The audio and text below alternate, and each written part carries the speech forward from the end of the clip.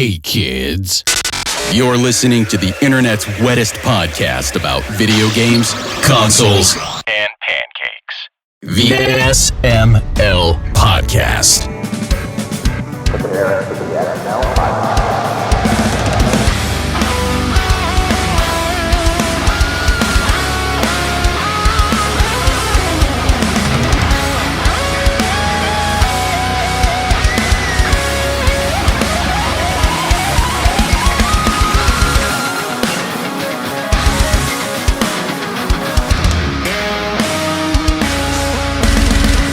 What's up, everybody? This is the SML Podcast. I am your host, Joe. We've got Chris here, we've got Aki here, Bri is here, Andy is here, and Horror Acolyte is here. How is everybody doing? Fantastic. Doing okay. All right. Doing all right. Dude, we gotta work on this intro. Yeah. Need more energy.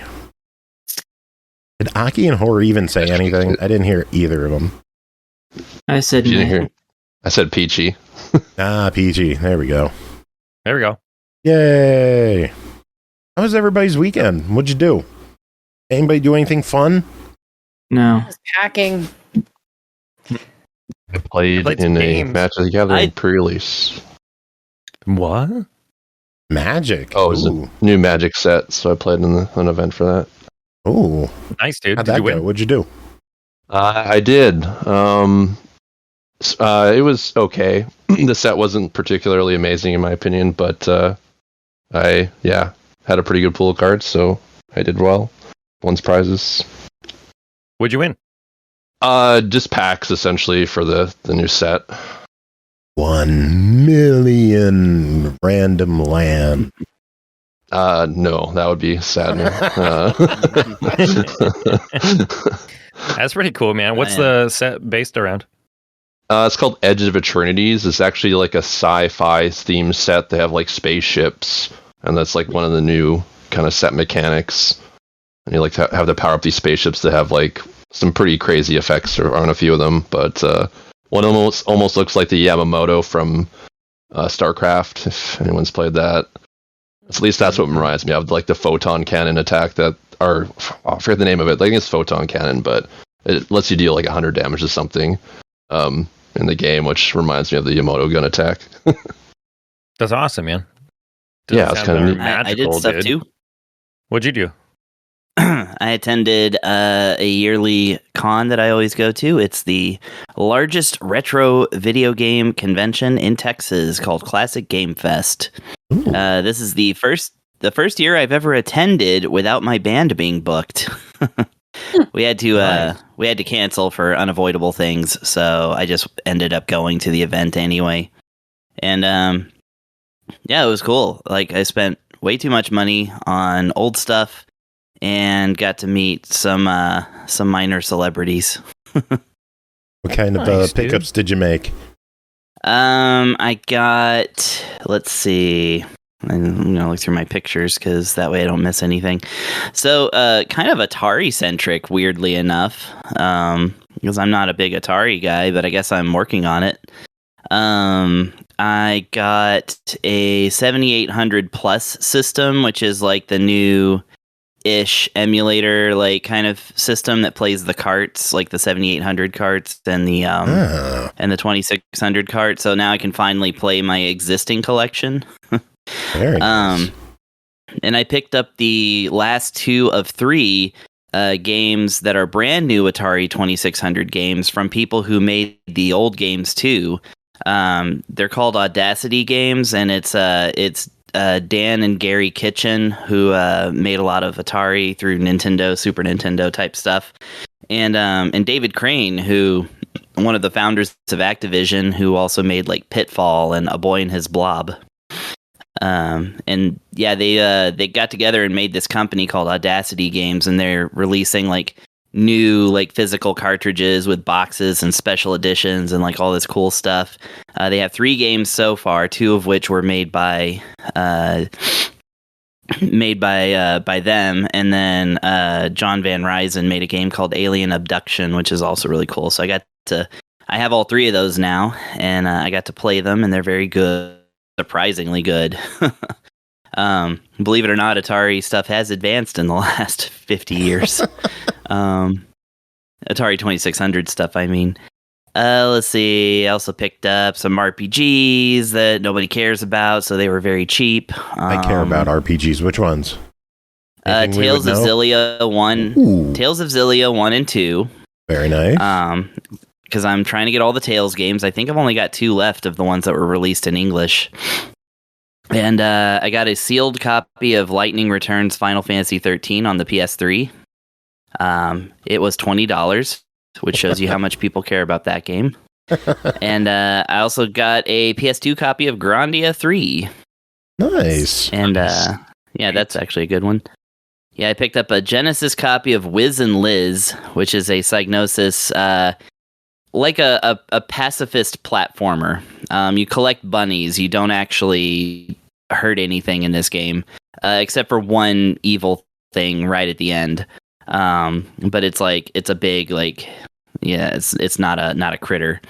But yeah, it has a soundtrack by one of my favorite Genesis composers, so I'd always wanted to get a copy of Wiz and Liz, and somebody was selling a essentially brand new copy for real cheap. I picked up one of the more notorious games on the Philips CDI, the Mystic Midway Rest in Pieces. That is one of 2 campy horror themed games called Mystic Midway on the CDI. The other one's a little more notorious. It's called Phantom Express. It's that's a roller coaster on rail shooter where the game is just constantly mocking you and trying to make you depressed. And it succeeds because it's a bad game. I could not be than that. It actually is trying to psychologically damage you. They got this actor who's just constantly harping on you, and when you're going through the game, it's it does little nightmares and stuff, but they get really psychological, blaming you for your parents' divorce and things like that. Oh my god. Yeah, it's really bad. But this one is Rest in Pieces. So this is basically just a gallery shooter. So this is that one gallery shooter minigame in Zelda, Link to the Past, but in a full game. Also with this actor making fun of you constantly. It's not the least fun thing on the planet, but it is weird. So those were my pickups. Basically, I got a couple other little things. Nobody cares about Great Baseball on the Master System, but I got that too. It was $7. And then I got to meet some celebrities. Probably. So again, keeping with the Atari 2600 theme, I got to meet Howard Scott Warshaw. He is the creator of Yar's Revenge, which is one of the best Atari 2600 games. If you didn't know, it's fantastic. Nice. I've owned it for years. And he's the guy that made E.T. on the Atari 2600.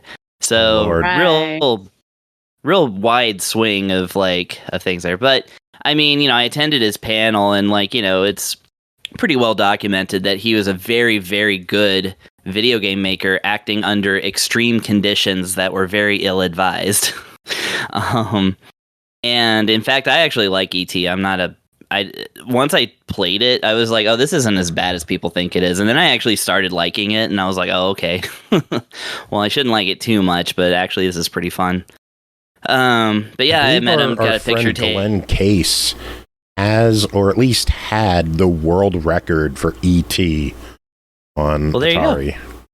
Yeah, there you go. It's a playable game. It's not the best, obviously, but I mean, I think it deserves the thing is, Howard Scott Warshaw seems to be all about the stories. And I think he really likes being part of the history of video games in the place that he is, as the creator of one of the best and one of the worst games on the system. And he really takes it goes first. But anyway, so I met him. Out for anyone, or something on my end going? He's cutting out for me too. No, Yeah, he he's cutting out for me. Damn it! It's Right. probably my Yay. internet. How is it now? Right now, it's okay. Okay, But yeah. we'll see. My internet's gonna cut in and out. This is just what happens because I have bad internet. Yeah. Well, bad something. Anyway, yeah, well, I wasn't saying anything important except that I also, like last year, I got to meet David Crane, Gary Kitchen, Dan Kitchen. They're three, I just mentioned them. They're big. I also this year got to meet and get a signature from Michael Gwynn, who is the voice of Dracula from Castlevania Symphony of the Night.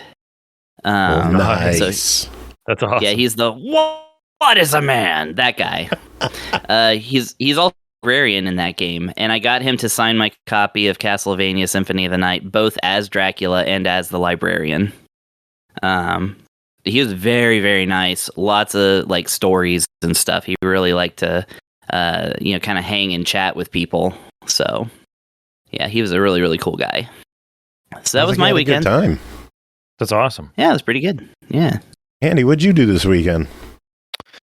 Honestly, a whole lot of nothing. I was working on a like media pack.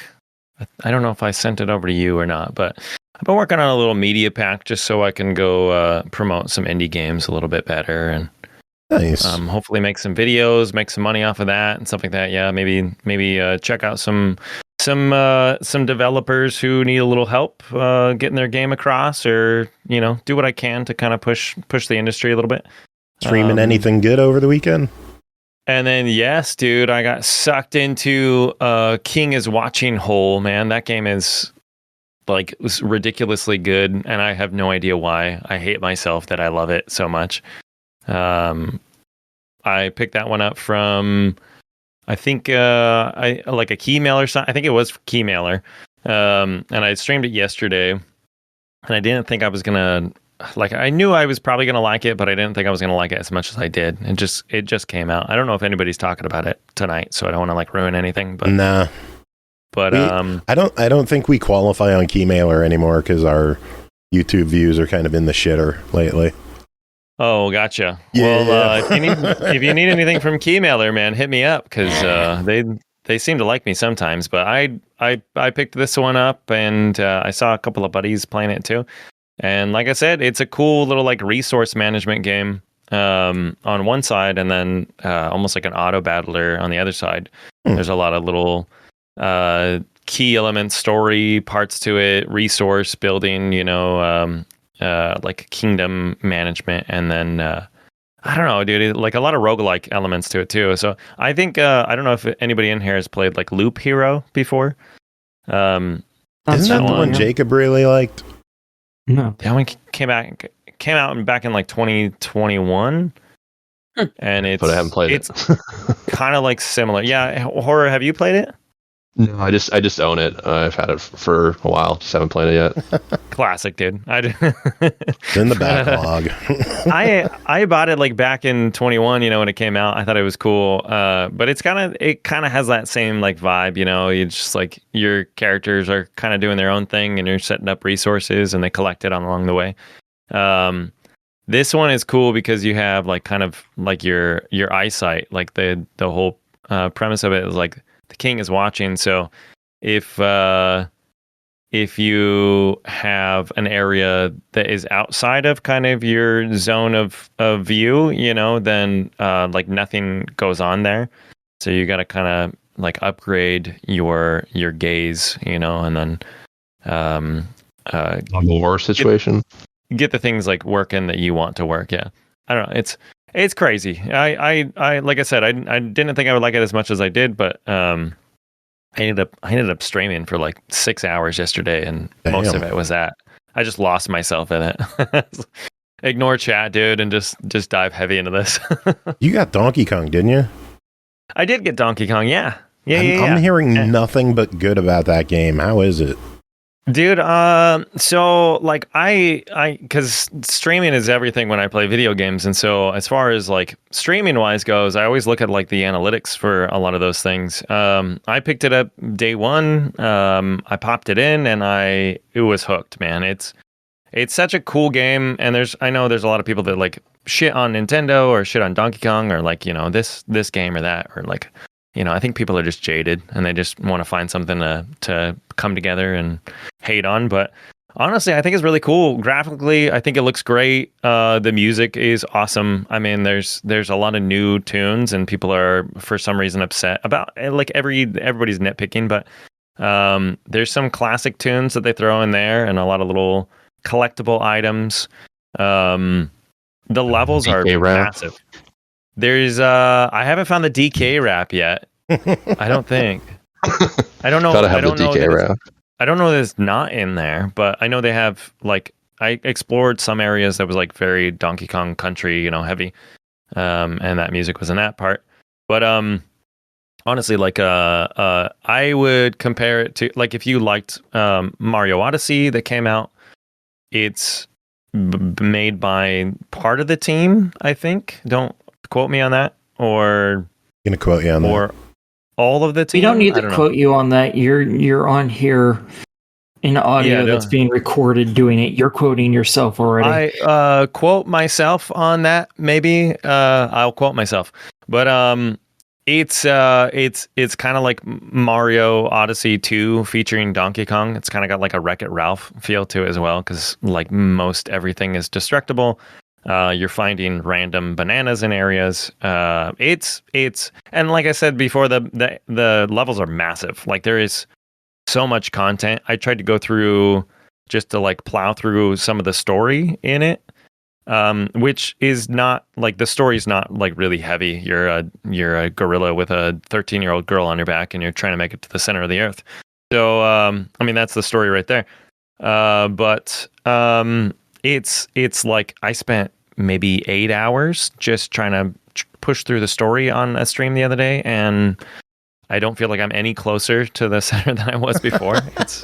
It's wild, man. Like it's huge, and there's so much to go back and like find as well too. So, but it's really fun. I like it a lot. I mean, I like Donkey Kong. I like one of my favorite 64 games was Donkey Kong 64. So, like it kind of hits that itch a little bit. It's got some new flares to it, I would say, and yeah, overall, like I recommend it. If you're debating on the price too, I mean, I can't stress how much content's in that, dude. It's insane. Hours. It's and on my hours. wish list. I really want to pick that up. Chris, did you get it? Yeah, I did. I have not played it yet, though. I have not had the time. I It's wanna right get here, that. though. From everything I'm hearing, like the first hour's really fun, really good, and then once you hit like that point, it blows wide open and is just incredible. Yeah, I would agree. I want to dive into that. I want to play that. Well, I thought there was when I first played it, you kind of like it takes you through like the beginning story. You're like in a mine, and then you pop out, and you're in this almost like island world, right? And you're rolling through, and you're collecting bananas, and you're like talking to other characters and stuff in the game. But then in the first world, I would say, you find kind of a point of interest, and you drop down a layer. And the layer you're already on is like pretty massive. Like there's stuff hidden through, I mean, just like meters and meters of dirt and rock and stuff you can smash through. But then you drop down, and there's a whole another island. It's almost like playing Tears of the Kingdom, and you're like, whoa, this is a big map. And then you like drop down below, and you're like, oh, this is like the same map again, dude. It's like the map is massive, So I don't know, it's kind of crazy, man. Like going through the game and just discovering like new areas. And then even in those, there's little challenge rooms. There's I don't know. It blows up. It's crazy, man. I don't even know. There's so many things that I haven't even seen in the game yet, and I'm pretty far into it. But yeah, it's awesome, man. Crash Rando said, that game sounds banana. It's bonanzas. Banana. He says that every time you get a banana, which is great too. It never gets old. Yeah. I think, yeah, there's a meme I kind of like where it's like, that one, I think it's Vanessa Hudgens or something like that, where it like shows like where she's on her computer as a teenager, it shows like the game, and then it shows her as an adult at the same computer, and it like shows something modern. It's the same modern picture, but on one of them it shows Tears of the Kingdom with Link dropping into Hyrule, and then the other one is DK dropping onto an island, and it looks like the same shot. Oh yeah, and it is the exact same shot of Vanessa Hudgens or whoever. It's I don't know celebrities. It's just that's who it looks like, the High School Musical girl. I had a buddy the other day that said the same thing. He's like, did you like that Tears of the Kingdom reference? And I was like, oh yeah, I caught that too. Yeah. It surely had to be intentional, so. Oh, I'm sure, yeah. Yeah. But yeah, play it, dude. It's good. Joe, if I'm we, gonna be the guy that says I didn't play Tears of the Kingdom that much. I didn't get into it. I didn't like the building stuff. But I'm very active at twitch.tv, and I watch people stream stuff all the time. I'm literally on the other tab watching somebody stream Donkey Kong Bonanza right now. What? While we're recording what are you this. watching on your other monitor? You don't want to know. I don't have two monitors. I Or only your have one. other tab, sorry. Nothing right now, because right now I'm Wow. playing a video game. Oh, yeah, that's fair. I'm listening to you guys and another stream and playing video games. That's it. Yeah, another stream. What else are you watching? I'm watching what's called MMO Mondays with a group that I watch the stuff of. And the two of them are playing... I can hear it right now. No, that was actually a video game. I forgot to mute the TV. They're playing through... what the hell is it? Is it WoW? I think it's WoW that they're playing. I don't know. Wow. I don't... Who did that? That was amazing. That was me. Oh, Just that need was good. a little echo on it. Horror, did Yeah. you do anything this past weekend? Oh, it's Low Trip. Yeah, That's what they're played playing. Magic. I mentioned. Oh, yeah, the Magic. That's right. Bree, what about you? I'm just, in the world of packing. I took apart my alcohol closet, my brewing closet, and packed all that stuff up and cleaned everything and got rid of like a lot of alcohol, like gallons of alcohol, because I'm not taking it with me. See, I was just picturing... What I was did just you do picturing with your it? moving truck just being full of brooms and alcohol. I mean, yeah. Some of it got dumped down the sink. I had some pumpkin wine from 2014, and I dumped it down the sink because I'm not going to use it, and it wasn't amazing anymore. I opened it up and I was like, nah, this can go. And then the only other exciting thing that happened to me this weekend, I played a bunch of games with friends, got a bunch of packing done, but I was surrounding me was a high-speed police chase on my way to dinner. Oh. on Yikes. rural Multiple roads. times. Yes, multiple times cool. that this went by me. It was the same chase. Like the car flipped around on this 2-lane, rural highway, and had 3 squad cars chasing it, and like we had to pull over 2 or 3 times, I think, on the way to the restaurant for them to come back and forth down the same stretch of road. And then finally, when we were leaving dinner on the way back, we saw that they had the tow truck there, and there were like 8 squad cars at that point, and they had finally like nosed the guy into the wood line or something. But yeah, Damn. yeah, some guy in a white pickup truck. OJ. Yeah, right. He's back. The juice Just is in time loose. for the Naked Gun. Oh yeah, true. I am gonna go see that. Movie. That's I actually can't the only wait movie to so see far that. this year. That's the only movie this year so far where I'm like, okay, I'm gonna go see that in a theater. So Yeah, planning on that. That looks this really weekend. good. I want to get the I don't beaver even- popcorn bucket. I was gonna say I neither know nor care if it's any good. Even if it's bad, I'm gonna like enjoy it somehow. I liked Happy Gilmore too as well. I thought that was pretty good. I kind of grew out of Adam Sandler, I think, but not friggin', just straight up gag spoofs. Especially of a vintage of like Police Squad and Naked Gun. Yeah. But Naked Gun's let me done know if by that the Happy Gilmore 2 is good. Hot Rod and Popstar. So I think Naked Gun should be good. Yeah, those are good. I didn't see Popstar, but I did see Hot Rod. Popstar is very funny. I recommend Hot it. Rod. What? I just love me some Hot Rod, dude. That game is great. Thought you were asking what Hot Rod was. Oh no, dude. Love that movie. I love the Hot Rod.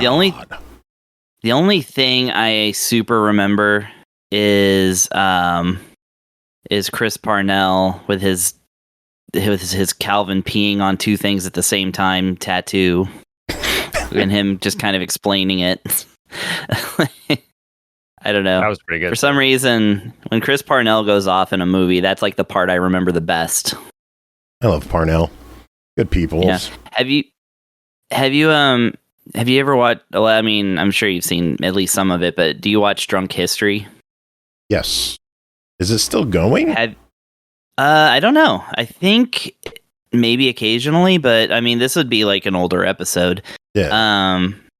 The one where they were talking about giving dolphins LSD, you know? And they have Chris Parnell playing Carl Sagan, who is part of that story. And he comes in and does a minute and a half of the narrator's drunken rant, uncut, lip syncing the entire thing as a rant perfectly, dressed up as Carl Sagan. It was masterful, like just genuinely good acting. And I was like, this is such bullshit to be applying this to, but that's what I love about Chris Parnell, is that he will give the stupidest thing in the world his goddamn all. That since like the 90s, at least. Yeah. So if you ever, I think it's actually isolated somewhere under like Drunk History Carl Sagan. Let me see if I can. I just want to. I'll drop it in the Discord or something. But anyway. All right. Well, while you look for that, I think we should dive into games. We got a handful to talk about tonight, and then we should have a separate segment at the end with Pernell joining us. But y'all ready to start reviews? Yeah. Sure. All right, let's kick things off with Wheel World, developed by Messhof, published by Annapurna Interactive, released July 23rd on Series X and S, PS5, and PC for $19.99. Also available as part of Xbox Game Pass Ultimate. Welcome to Wheel World, where the fate of the universe rests on your handlebars. You're Cat, a young cyclist with one mission: save Wheel World from total collapse, explore a stunning open world filled with impressive vistas, hidden secrets, and races that will test your skills. Customize your bike with an endless array of parts, from sleek speedsters to off-road beasts. There's no limit to how you can ride. Andy, tell us about your time with Wheel World. Oh man, Wheel World is so good. Wheel World follows a young bicycle riding enthusiast named Kat through a journey across this world and into the next world as she races to perform the Great Shift Ritual, saving the world from complete disaster on her Schwinn dual speed bike. I don't know anything about bikes, so maybe that's a dual Schwinn is not even a thing. Anyway, the game starts off where Kat is awoken in a field. That's K-A-T, not C-A-T, by the way. Kat is awoken in a field with an ancient spiritual energy calling out to her from a nearby tomb. Upon entering, she's met by her soon-to-be eternal companion, Scully, who is a bike demon, who has chosen her to be the spiritual ferryman for the souls waiting in the sewer of spirits. There's one problem, though. Scully's legendary bike parts have been stolen, and in their place lies a rusted piece of junk, barely able to hit second gear. So you two must then work together to regain the legendary stolen bike parts and complete the ritual. It just so happens that these parts look oddly similar to the parts the legendary riders of this world have on their bikes. How convenient. But they won't give up their parts that easy. You've got to race them for them.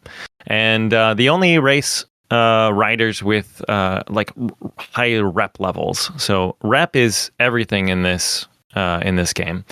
The biker streets, if you will, which is kind of funny too to think about, because I always think of like bikes, like ding ding bikes, and not the vroom vroom kind of bikes. You know what I mean?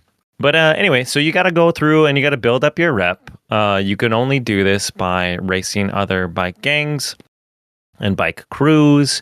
They really like cater to the fun side of biking enthusiasts, I will say, in this game. And all these crews are kind of scattered in different parts of the island. They're usually just hanging out, stretching or talking about bikes to each other, or doing whatever. But they're sitting there waiting for a challenge. So showing up, they appear as a flag or question mark on your minimap, and then they use the roads that are already kind of established in the game, along with a convenient marking system, and then you'll have to beat them in a race. Think of it as, I don't know the games as well, but I would think of it as like a Need for Speed or something like that, or one of those like kind of free roam driving games, where eventually you just come up to a car and you're like, "Hey, guy, want to race?" And then you guys race around. So that's how those games work, right? I don't know. But each race sets up as an opportunity for rep points. You can earn a total of 4 rep points for the challenges that they present. All the challenges for each race are pretty much the same. You either get in the top 3, finish in first, collect 3 letters spelling out cat, so K-A-T, and win. And there's also a time trial for each race as well, too. So, like I said, winning all 3 will grant you, or all 4, excuse me, will grant you 4 rep points. Generally also gives you some kind of like new bike part. I don't know if it's random, but any of them will increase power, your arrow, handling, and grip. And so you have the ability to customize your bike, pretty much however you want. If you want more arrow, put on parts that do that. And it really like dives into it as well too. So it's like handlebars and the frame, and you can customize each wheel and the track system and pedals and all that stuff too. So the seat as well. So it's really neat how it all kind of like plays together. You can also find these bike parts around the island while exploring. You can also buy them with coupons you get from completing challenges. You can get those challenges completed. There's some of them are like find hidden jumps around the map, or like hidden courses. There's a bunch of like bicyclists like just riding around randomly too. So every once in a while you'll come across one. You ring your little bike bell, and it'll create kind of this real quick like open raceway. If you beat enough of those guys, then you get some coupons. You can find coupons just laying around too. There's lots of cool little challenges. I really like that part. So there's tons of exploration like in this as well too. It's not just go race to race. There's also these bell towers all around the island. Make sure you hit those because they are inhabited by other skull demons. These guys will give you increased boost powers to help win races. And then during races too, boosts also, so you have like a boost meter, and then it also recharges as you're drafting other racers, which is basically just like riding close behind some of them. And then other bike parts will also like charge your boost as well too. Like there's some legendary parts that will charge your boost. Honestly, the whole game is just basically like an open world bike adventure. It's got fun challenges, it's got fun races, cool customizations. There's like a hot dog bike. There's like complete packs that you can kind of put together as well too, and then achievements for those. The achievements like weren't super difficult. It's like win races and complete some time trials and things like that. So cool customizations. The hot dog car was cool. There's a bike. There's a bike that looks like a person. There's a bike that's basically just like a giant log or piece of wood, It's log. It's log. No, you're good, dude. But I mean, it's like, it's silly. There's a lot of like kind of tongue in cheek comments. There's ways to kind of warp around the island too, because it's a big map. You use these portal potties, which look like porta potties, so they just added an L there. It was very, very clever. I don't know why anybody hasn't done that for our company yet. I've seen Honey Bucket, I've seen porta johns, but portal potties, that's great. And then each area kind of has like their own vibe too. You like ride into one area and it's like city themed, and so it's like a lot of tight turns and avoiding cars and stuff like that. There's one area that's very much woodsy. There's a lot of trees, there's lots of jumps, a lot of tight corners there as well too, and like loose gravel, so you're kind of riding around like in different environments. One of them that you kind of go to first is like kind of a farmland, and so it's a lot of very straight tracks and open areas, and that was really fun too. The music is really cool. It's got kind of a familiar 80s synth rock vibe to it. And it's like a lot of songs I felt like I've heard before, but just couldn't quite, tell you the name of them, if that makes sense. Fair. Yeah, it was like, this sounds kind of like this song, but I know it's not that song, but it sounds like it. So, what else? It's got a simple, like almost like comic book cell shaded art style, which blends it really nicely. Easy to follow story. I mean, you're just trying to collect bike parts and shuffle the spirits from the sewer of spirits into the afterlife. You got to race to the moon, basically. Honestly, I really liked this one. It's got kind of a cozy vibe to it, and some fun challenges and hidden little secrets and exploration. It was cool. It was a cool vibe. All right, well, it's $20. What's your verdict? So I kind of went straight for all the races. I didn't do I didn't go overboard on the exploration. But even so, I probably put about 7 or 8 hours into it, and there's still plenty more to find and race and like other challenges to complete.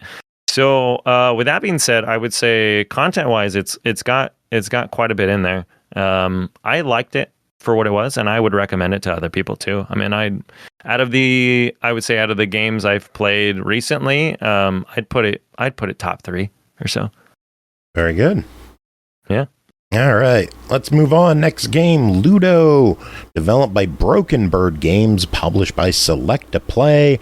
Released July 21st on Series X and S, PS5, and PC for $19.99. Luto is a psychological horror experience. Hey, now we know my Horror Acolyte is here. Where you take on the role of someone unable to leave their home. Every attempt to escape will lead you deeper into the unknown, where nothing is as it seems and everything will test your senses. Horror Acolyte, obviously, you covered this one. Aki, you covered this one as well. Who wants to start? I will. Sounds good to me. So, in this, you play as a young man who is trapped in the humdrum of their daily life. They can't leave their house. Every time they walk out the front door, poof! They're suddenly back at a broken mirror on the second floor of their house. And the day has passed. So, you start looking to figure out what you can do to move on with your life, to get the hell up out this bitch, and to be free once more. And everything very quickly starts to go to shit. You get phone calls from a eerie, fucked up voice. You start seeing things moving around in the house that shan't be there. And then you find extra house to your house. Like a lot of extra house. Like a couple extra floors of your house that aren't your house, but are your house anyways. And you start, and you start trying to figure out what the hell's going on, mostly by doing little puzzles to get you further and further into this mess. The puzzles aren't usually particularly all that hard. Like, one of the puzzles was you had to reverse and forward time, and there's a big gap where something used to be but isn't there anymore, and you have to ride something across it by getting forward time enough to where you can step on it after you've rewound time, so it'll travel over the area where there's no more floor, so you can get to the other side. So it's lots of the puzzles aren't particularly complicated. Some of them are based in Spanish as well, because the character is apparently learning Spanish, or learned Spanish when they were younger and is still trying to learn it, which comes with some slight issues for the game. Namely, I'm pretty sure this game was done in Spanish first and then made English later, because a lot of the subtitles, even though I have them subtitled in English, a bunch of them will suddenly flip straight to Spanish. And it's like, it's on English and everything around this part was in English. Why are you in Spanish? Because the person's still speaking English. But meh, it happens. Yeah. And there are some phones that you can use, and there are phone numbers that you can find dotted around. Lots of them are really small. Good luck with your eyesight. I actually had to look up stuff to find the phone numbers because I couldn't read any of them really. So yeah, there are some issues like that. Lots of stuff is really small, so fun. Other than that, it's really just exploring around the house, seeing what items are there, figuring out what the puzzle is and how to beat it.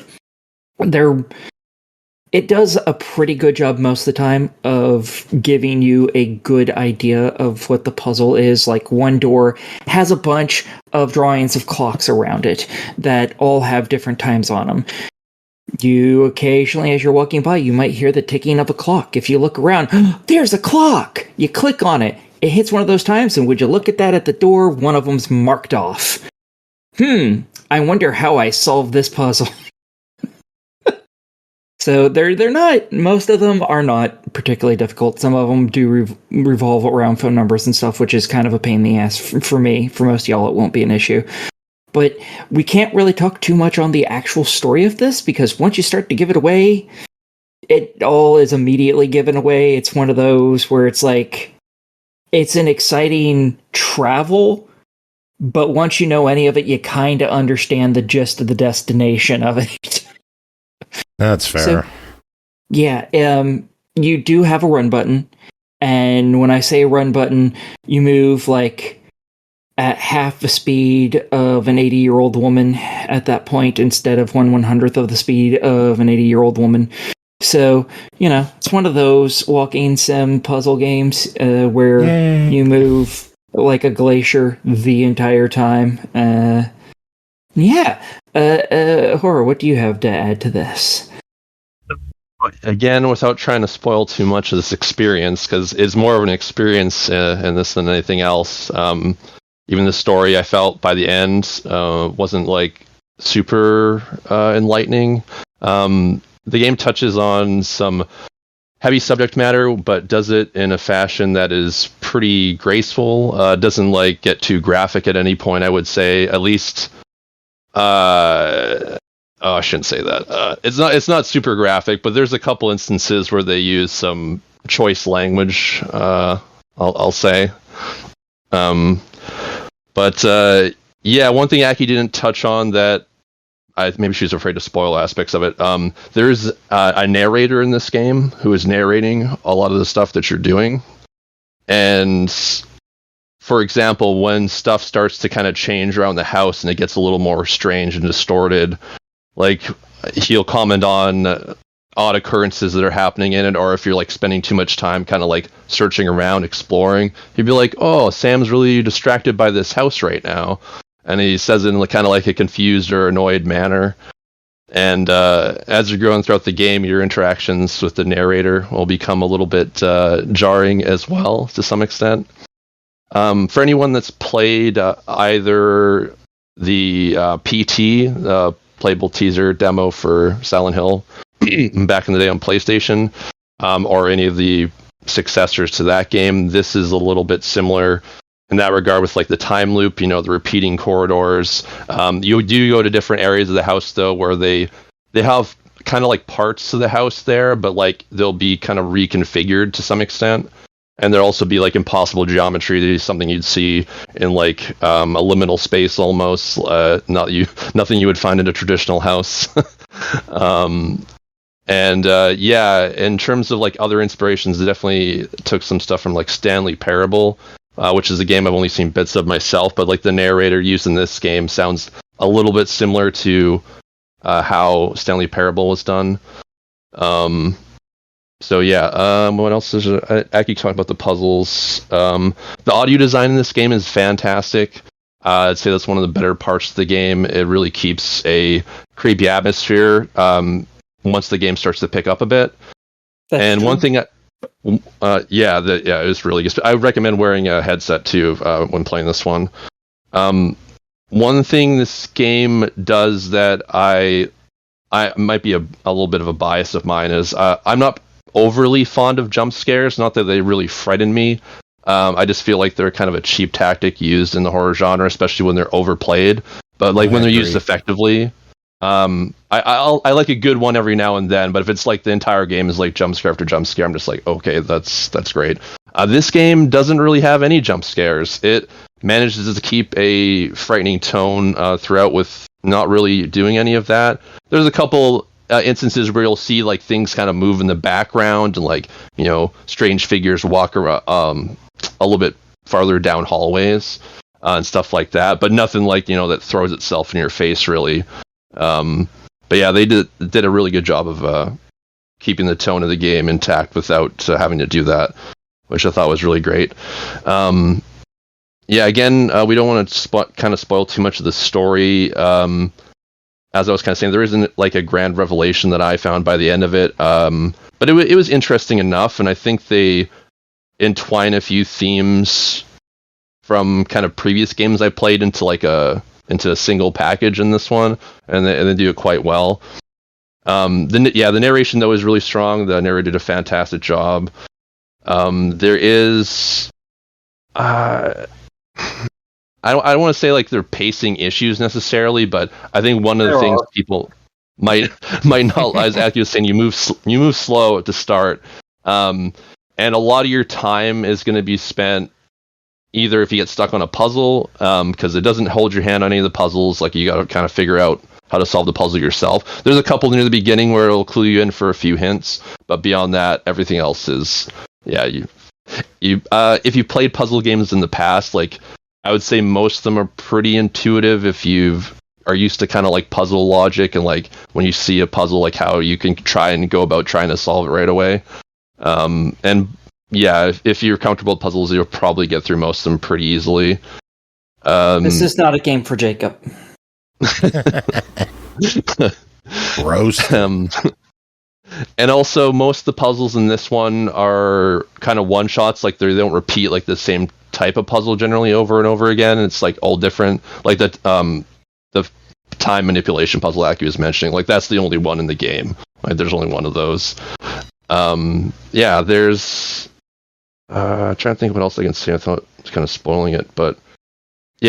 sorry, the pacing I was just getting. But a lot besides finding the puzzles if you get stuck, you're going to be backtracking through the same areas a lot to try and find like things that have changed in the section you're currently in to be able to progress a little bit farther. And so that sometimes that might take a little while, I guess, if you're getting a little bit lost. Not that the areas are super maze-like, but there's a couple that might be a little tricky, I guess, if you lose your way, but not too bad overall. And they do repeat, like, with the time loop kind of aspect, they kind of beat you over the head with that a little bit. There's a few areas you repeatedly go to that don't really serve much of a purpose in the game beyond enforcing the fact that you're caught in this loop. There's also collectibles up in this thing, and they're a bitch to find. Yeah. Yeah, there's a couple tricky ones for that. Yeah, there's notes that you find, there's parts of your sketchbook you have to find, there's photos that you can find, and there's coins that you can find. And there's an achievement tied to, I believe, finding each one of them, and one for finding all of them. So, finding all coins, finding all photos, finding all notes, finding every item, etc., etc. And good luck. Good luck.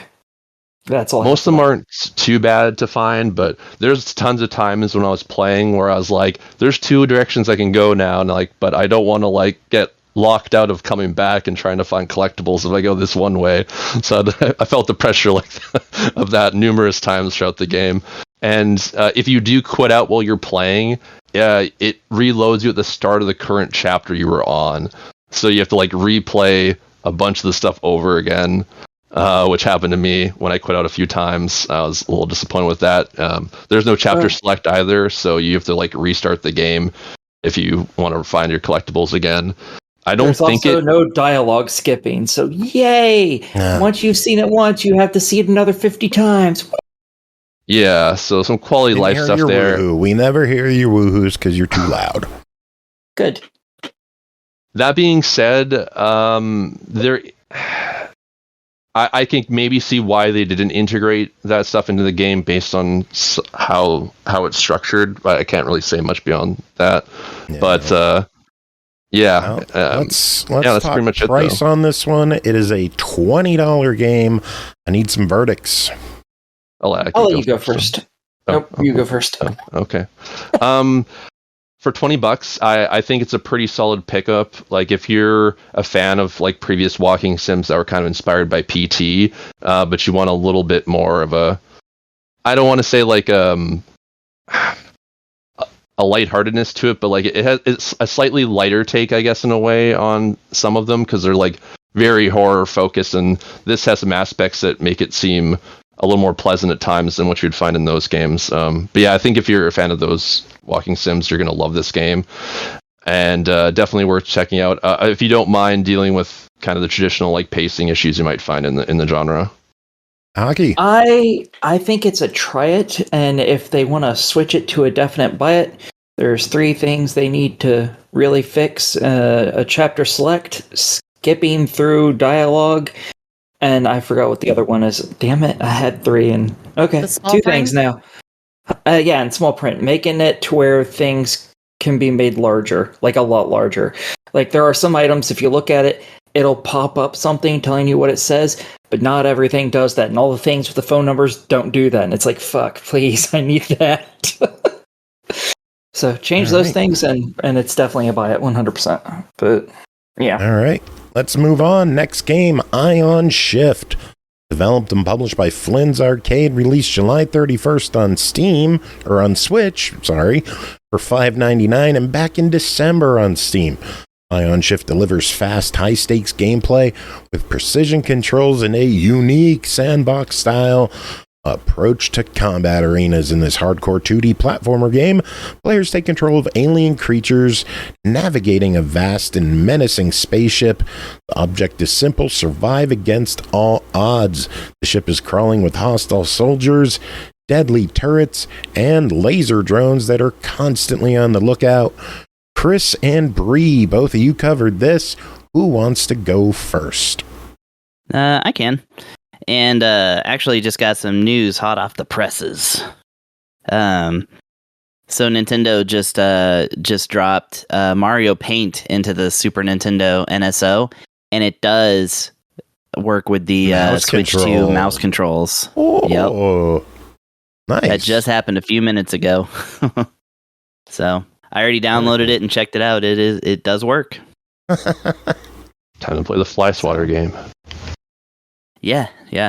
Which I had to beat that for my stream because it's in the top 100. So all right, Ion Shift. I drew a picture. Yeah. Anyway, Ion Shift. So unlike my game last week, this one actually is done by Flynn's Arcade. So I was mixed up last time. So this is a what I call a precision platformer, or a challenge platformer. with a little bit of a twist. So, because usually those are like room by room or something like that. This one, you actually do go like, well. Are we losing Chris? I think we're losing Chris. Yeah, as a little alien. All right, Chris, we're losing you. Chris, Bri, talk, I guess. All right, so my notes are kind of scattered here. It's a 2D platformer with some cool like alien vibes. Chris, pipe up if you get back, I guess.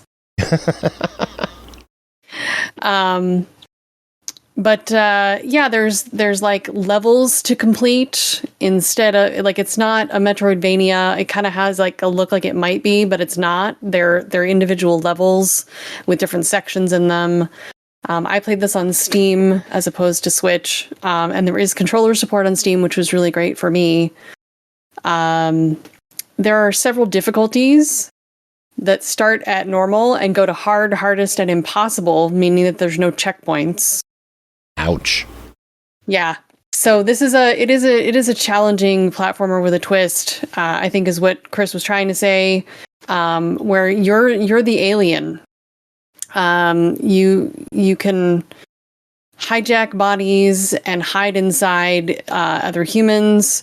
You come on board a freight ship in space through a recovered life pod that has a member of the fabled Ion Squad on board. And then you escape your human vessel and travel through the ductworks of the ship. And your alien's called a shifter, Ion Shifter, and now we've achieved title. Yay! Yay! As the alien, you can walk on walls and ceilings. You can dash in the direction you're facing or use the right stick to aim. Dashing can avoid turrets and also kill or hijack humans. There's. Oh, there you are. Oh. Yeah, he's back. Yeah, I'm just gonna be in and out because things suck. Yeah. Go back to talking. Yeah. On top of that, you have a few more little things you can do. There's actually a variety of like little motions that you can do. But yeah, a lot of it's aiming and dashing correctly, especially because like essentially one shot and you're dead. If you're caught by a soldier and you don't kill them in time, you're dead. If the turrets get you, you're dead. And there's some real nasty things like a few levels in where like the moving turrets, the moving ones, those are crazy. It gets really pretty nuts. But like I said, you get a few more things you can get as well. Like you can pick up certain weapons and kind of use them with your tail. You can throw like knives. There's some other stuff too. Yeah, fire extinguisher, which is pretty cool. So there's like all kinds of little things you can do. The key is that you're gonna die a whole lot, and then you're basically gonna have to figure out what you're gonna do and fast. So, but it is an infinite lives kind of thing. We are getting raided. Hold on. Whoa! Is it by my internet? Oh no! Trivium Champ coming in with the raid. Welcome in, Triv. How are you doing tonight? We are chatting about the game Ion Shift, which is out in just a few days on the Switch and available now on Steam. I don't know where you two were. What were you saying? About the video game? Yeah. Yes. Yeah, our raid sound is very loud now. So. Okay. Yeah. And I was just gonna say some other things I appreciate about it is that it's got the horror elements, even though it's reverse alien, so it's like you kind of want the violence because you're the one doing it. They've got like spinning blades and stuff, which I guess are supposed to be air fans or something. Yeah. But it also it's got a lot of tongue-in-cheek humor and like literally kind of has a fourth wall break in a few levels in that I appreciated. So it's like there's little cut scenes that give you a story too. Mm-hmm. Which was cool. Mostly kind of a Mr. Clot style of I'll get you next time gadget kind of stuff. Mm-hmm. Yelling at henchmen and such. All right. But yeah. Go ahead. Anything else big to talk about? Or it doesn't seem like there should be much to cover in a $6 game. So what do you two think? Yeah, I think it's good. This is not normally my style of game, but they do keep enough stuff in here to keep it fresh, and that's what I like. And it's not a silhouette platformer, so that's the best part. Yeah, I think it's pretty neat. Definitely difficult, so this one will keep you on your toes for quite a while, and that's on the normal difficulty. Yeah. I thought this game was different enough that it wasn't just like the same stale platforming. It was a little more like a puzzle in a lot of cases because you kind of have to look around and plan your moves out. I feel like the further you get into the game, though, it's more required to do like quick reflexes and making a series of quick dashes to get around the flying turrets. I'm not sure if the controls were the same on Switch, but it took me a few to get used to the controls. I found like I fumbled with them a lot because it was a scheme I was just not used to. And I feel like that's half the struggle with a lot of games, especially when you're switching games all the time, is just like training your brain on the controls. And I died a lot on normal difficulty. But I was reading on Reddit about the game, and I mostly agree with the assessment someone made about it being kind of like a mashup of Katana Zero and Carry On. I thought that was like a good, yeah. I had Carry On in my pocket to refer to on this one, but I hadn't actually played that one. But since I know about it, yeah, I definitely agree. I had played both of those, so I thought that was a good assessment. Like, I thought the movement and platforming was creative. The soundtrack was kind of like a cool, dark synth vibe. And one other thing I would mention, they use color and lighting really well to help you navigate through the space. So unlocked exits are green, areas in red have some kind of danger to them, or they're locked, and purple, it was a checkpoint space. And I just thought that was like really good in contrast with the kind of like drab gray ductwork spaceship thing going on, so. Yeah, like your air duct buzzsaws are just bright red, like yeah, you definitely get at least to see your obstacles, which is very important in a game like this. But yeah, I liked it for what it was. So yeah. All right, let's move on. Next game, Cloudheim, developed and published by Noodle Cat Games. Great name there. It's releasing later this year on Steam. Ragnarok shattered the world. The gods have chosen you to shape the next one. Cloudheim is a cooperative action RPG, blending crafting with chaotic physics-based combat. Gather your allies, craft your weapons, and upgrade your shop in the sky to bring harmony to a broken realm. Andy, tell us about your time playing Cloudheim. So, Joe, I will tell you that Cloudheim just completed its open beta phase. So, like you were kind of saying, the game's still in development. It's got a couple of wrinkles here and there, bugs to squash. But overall, like it felt like it had some very good bones too. And I've actually been watching this one for a while. I've had it on my wish list for a bit, so I was pretty stoked to play it.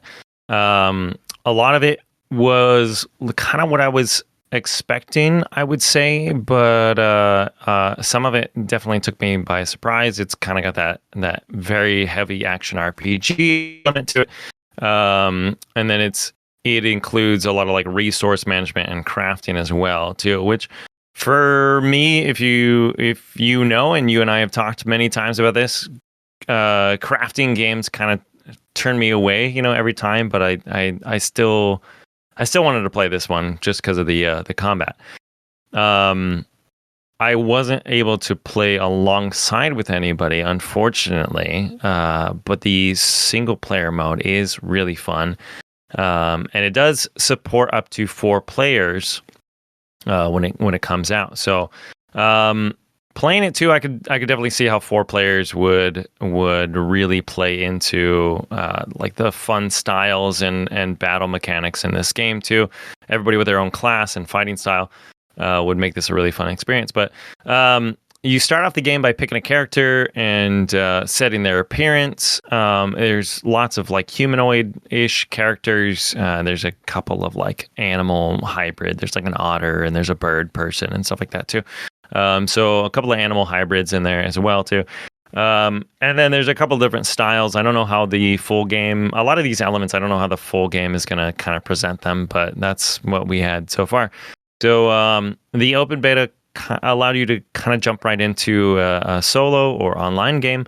You could also take a very tutorial heavy approach, learn the gameplay, through some exploration and like some simulated battle experiences. They had like little dungeons and kind of the hub world already set up for you if you wanted to go that route, or you could just jump in and learn along the way. Cloudheim itself themes very heavily around a kind of pseudo-Norse mythology. It has a lot of other familiar fantasy and mythological elements thrown in along with it. But it's honestly like a very beautifully crafted game. The theme was very nice too. It's got a lot of sprawling landscapes, crumbling dungeons, giant flying turtles, those kind of things. Honestly, graphically, it looked like a better Breath of the Wild, because that's kind of what the gameplay reminded me a little bit. And it's, like I said a couple of times already, it's got a few minor bugs loading.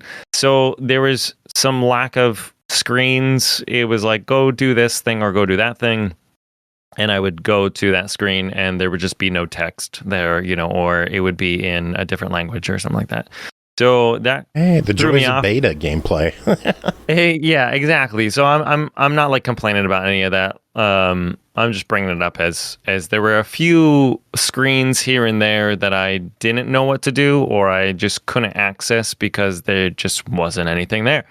So a couple of things here and there, like I tried to craft and figure out some of the like information around it, and I just couldn't. So it was a little bit of a trial and error and kind of figure it out, along the way. I'm wondering if, because you do craft weapons, you've kind of got two areas of the games. You got one area that's very heavily like battles and fighting enemies and collecting resources and like exploration, and then you have this hub world, which you don't have the use of weapons, and in the hub world you use those items that you've gathered to upgrade the hub world or craft weapons, or you can even sell them too in kind of a Moonlighter style, like salesman approach. So the two like kind of threw me off a little bit going into it.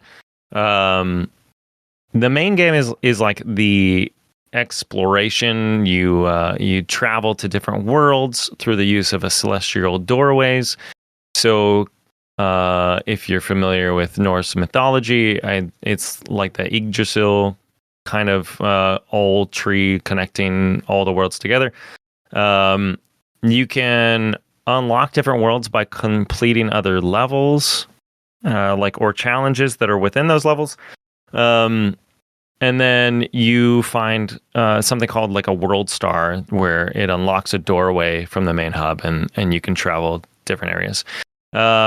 In the worlds that I got to explore, there's lots of enemies like goblins, orcs, spirits, little tree and fuzzy little creatures, that stand in your way.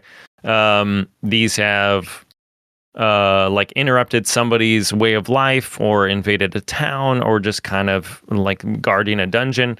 You can battle these enemies and receive loot, which can later be used, like I said, in crafting or selling. What else? You can also find loot in just like random landscape areas. There's chests that are hidden throughout the landscape. There's pots and boxes and barrels and things like that you can destroy. But the battle was where I really kind of like loved the experience. It's very fast paced, full of quick successive combos. Like you can attack an enemy, you can kick them, which is fun. You can kick them into like breakable objects too, which definitely played into a lot of the fun mechanics around it. Dodge roll away from an attack, kick them into a crumbling building, and then you have a whip too with your character, so you can whip them back and attack them some more. Different special attacks, different approachable fighting styles. Lots of new weapons in the beta that kept everything fresh, and then new special abilities that came along with the weapons as well too. So, for example, I used a sword and shield combo 1 minute, which specialed into a sort of like heavy defensive attack. And then I would gain some loot from killing enemies, and I would get like the system recommended like a better weapon for me as well too. And so I would try that one out and see how that worked. And I would get a different special attack. I picked up a hammer, and that one would change my special from defensive to a heavy like AoE ground pound smash with huge damage. So nice. just getting to like jump into different weapon combos. There's swords, there's hammers, there's like the shield bash attacks, I was kind of talking about too. There's like fist weapons too, where you're just punching a bunch of guys. It was really cool. I gravitated towards that the most. I thought the way they incorporated it as well too was fun. I just like games where you can get in and get to the action. Nice. Well, this one is still in beta right now. They have frequent open and closed betas that you could try getting in on. We don't have an exact date on it yet, but is this something that people should be following, wish listing, ignoring? What do you think people should do with Cloudheim? I had more to talk about it too, but we can cut it up there too if you want. I mean, a lot of it I've kind of already said. It's two parts. It's one part like heavy action and one part, like kind of crafting your world. I said to you, Joe, that it kind of felt like a mix of maybe like Kingdoms of Amalur. It's like running around exploring huge open areas, lots of fighting just random enemies, just like existing on the map, which was really fun. I personally am not a big fan of the kind of bogged down that like crafting builds, and so for me, I could see myself playing this game with, a group of people, and maybe one of those groups of people really liked the crafting aspect to it, and they can stay in the hub world and craft away while I go out and slay enemies, So this is kind of one that I wouldn't say wary of, but I am very much keeping my eye on as far as the action goes. And if that still comes out and the crafting is there, I'm fine with it. But I've got it on my wish list still. I think it's a cool game. I am interested to see what it kind of finishes out as well too, But if you're into that kind of like very fast-paced combos and cool special abilities and things like that, yeah, I would throw it on your wish list for now and then see what it's like when it comes out, in later 2025, hopefully. Yeah, we will keep our eyes on it, and if there's any big updates, maybe you could dive back in and check it out again. I love that. Yeah. Cool. All right, one last game to talk about with this group, Relicbound, developed and published by BT Studios, released July 28th on Steam for $14.99. Relicbound is a TPS story-rich action-adventure game where you play as Jackson, an archaeologist abducted by a sinister organization to help them find a precious relic which can manipulate time. Aki, what's Relicbound? Well, you already have more information about this game than I had, so that's nice. This is hopefully... you could have read the Steam page. I could have, but I didn't. Proud of you. This is, I'm hoping, very, very early alpha of a game, because it sadly does not play amazingly well. In this, you play as a guy who has basically been kidnapped from a village, I think, and all the other people that were there were executed, and he's going to be showing these bad people what they want, basically. He's supposed to be helping them get into something, and you get saved by, I think, someone else in a very similar situation. I'm not entirely sure. And then you have to shoot your way out of this area by sneaking up on guards, killing them, taking their weapons, and killing other guards, and then picking up their weapons, because you can't just pick up ammo, because that would be sensible. So, yeah. I didn't get very far in this, because the gameplay of this is difficult, not because it's supposed to be hard, but because it's not particularly good, sadly. When you knock people out, it takes some time, and it's very hard to do because they get alerted very, very easily, and they move around a bunch. So yay. And then you pick up a gun, you're like, cool, I'm gonna kill these people. They take like 50 billion bullets. Unless you're shooting them in the head, and good luck with that, because they move a lot. And the aiming is just a little all over the place, even if you're using a mouse and keyboard. If you're not used to really high sensitivity, it's kind of irritating, because the sensitivity just was way too high. And yeah, you're climbing around places and just trying to get out of this area so you can probably continue the game. I kept dying in the same area over and over for over an hour, and I decided I'm good. Damn. Yeah. So they need to work on just how much of a bullet sponge enemies are and how little of one you are would be good. The voice acting is subpar, in my opinion. However, I assume it is AI. That is disclosed on the Steam page. I am a solo developer, so I used AI to generate character dialogue voices. Dude, I was really hoping it was I'll do your fucking voices. Just give me a script. Yeah. AI voices are fucking awful. They will always be awful. Yes, they are. I honestly was really hoping that maybe it was like some Swedish dudes that were working on it or something, and it was just them speaking, and they couldn't act for shit. And I was like, no, maybe it's the devs. Fair. Oh, it's AI. That explains why it's so bad. Okay, never mind. That's like fair. That Car X racing game I covered the other week. Like, it was solid, but the AI voicing, oh god, it's awful. I hate it. There's zero emotion, zero inflection. It's terrible. Terrible. Yeah, they instead of using AI voice, just leave it at text. Because there is text every time someone speaks. There's also text. Just leave it at text. It is much better. The AI voice is not good. Don't go with that. So yeah, you can reload your ammo. You get a few clips, as well as however much ammo was in the gun when you pick it up, because as enemies fire it, it actually loses some of the ammunition count in it, which is interesting. I like that concept.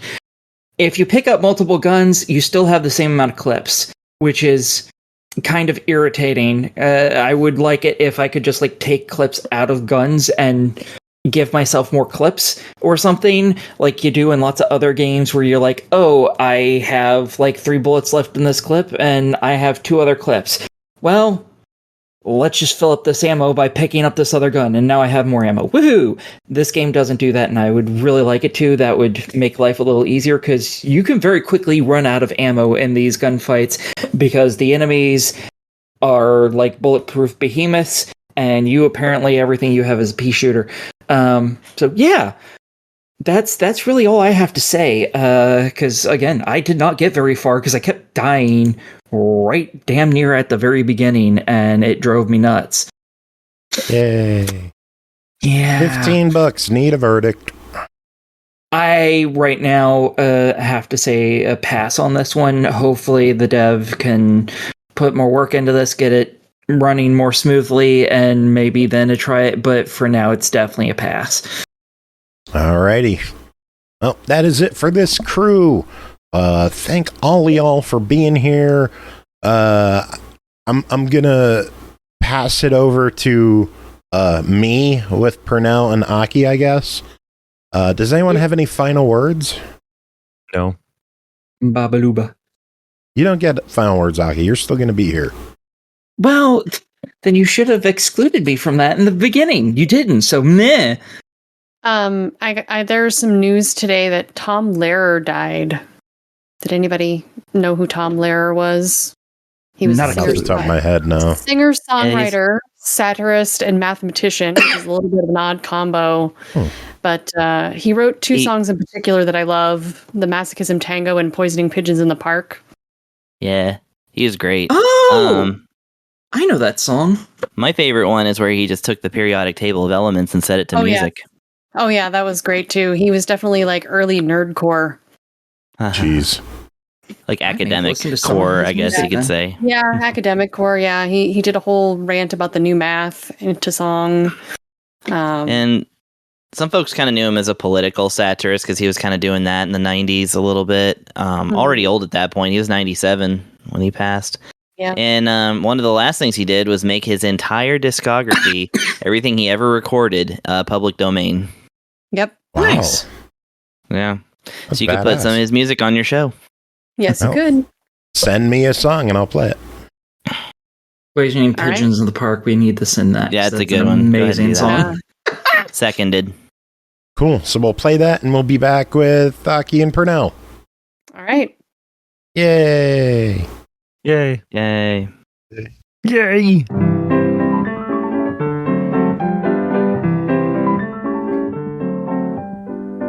Spring is here, spring is here. Life is skittles and life is beer. I think the loveliest time of the year is the spring. I do, don't you? Of course you do. But there's one thing that makes spring complete for me, and makes every Sunday a treat for me. All the world seems in tune on a spring afternoon when we're poisoning pigeons in the park. Every Sunday you'll see my sweetheart and me as we poison the pigeons in the park.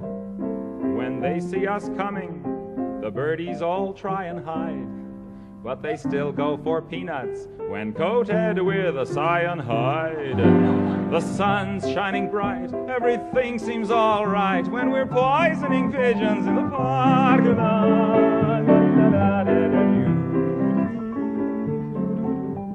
We've gained notoriety and caused much anxiety in the Audubon Society with our games.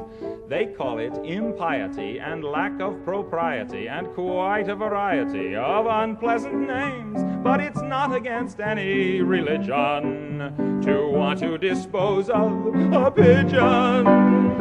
So if Sunday you're free, why don't you come with me and we'll poison the pigeons in the park?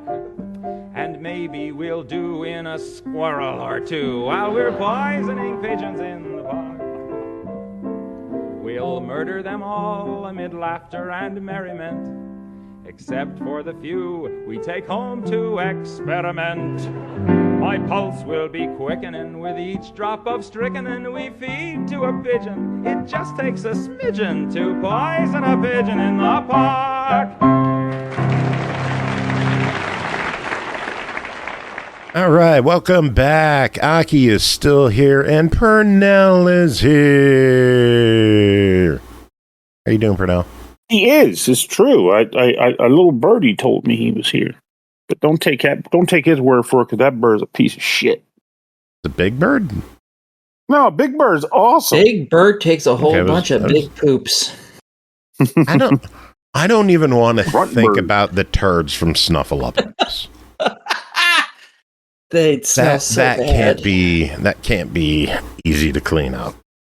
It's more with Aki and friends. The Cookie Monster or Oscar the Grouch, who lives in the trash can, or at least used to live in the trash can. I don't know if he even exists anymore. Oscar. That's Oscar.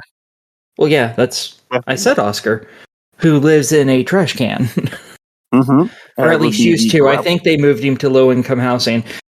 That, I think, would be the worst one, because he's always in the trash can. Oh, he's doing his best. Yeah, but he's also taking a dookie in the trash can, and he lives in the trash can. Did you ever see him get out of that trash can to take a dookie? No. I just assume it's his trash can is a pocket dimension. Pocket dimension diaper. I like it. Yeah, he just goes into his pocket realm and he craps in there. He has a specific segment of the dimensional. What? That's so the raid we have sound, some reviews we got to take care of. Was that reviews or the raid sound? Because that was a noise. That was just Matt going, what? To break up the conversation. Huh. Yeah. Well, let's do the. I mean, we had the chatter at the beginning of the show. You should have been there, Pernell. Well, you know how it is. Life gets in the way, and then your butt starts getting annoyed. I can have a conversation with you, but because Aki partook in the conversation part at the beginning of the show, she needs to wear a shock collar, so she's zapped every time she talks. Oh, mercy. Why would you do that to that poor Kinky. woman? Or she'll have to take a she'll get some hot sauce. When that gets here, I'm going to die. I was about to say, did you tell her you bought it? Yeah, he showed a picture of it. Yeah, it's on its way, and I'm scared. I've officially told her this is entirely her decision. All I did was buy her a gift. If she your wants decision should be to not do it and use it, that is a decision she herself has to make. Otherwise, she's absolutely more than welcome to keep it as a keepsafe of her time on the SML podcast before we inevitably shut down when the regime conquers all mankind. Yeah, I'll happily die on the show eating some hot sauce that will probably legitimately cause me pain. Pernell, Yeah, I don't think you quite realize how hot this stuff is. No, I do. That's why I said my condolences, because I know what the last dab is. I wouldn't eat it. Couldn't pay me to eat it. You could maybe, but I know that you'd have to pay me a lot because I'll suffer for the funds. I mean, they do it on the show every episode, right? Sometimes they'll put a tiny dab of the last dab on there, yeah. Yeah, but those guys are like freaking, like, they don't even have stomachs anymore. Well on the show, Ryan's was the best. I'll just say that. I don't know. What the hell's his name? There's a musician that was on there once, Andrew something or other. I don't remember. WK? At least I think his name was. Yeah, that. His was hilarious. I absolutely loved his. He just kind of like got really far out there, and it was fantastic. I know the guitar player for his band. I don't know if I've ever heard any of his music. Amanda Lepre, she is the head of Descendants of Erdrick, based out of Texas. And Chris Taylor used to be in the original version of that band. Oh, shit. That's cool. Huh. Interesting. So, yeah, reviews. We got 3 games to wrap out the end of the show. Should we dive into these? Sure, let's do it. Are you eating last dab right now? No, I just have acid reflux.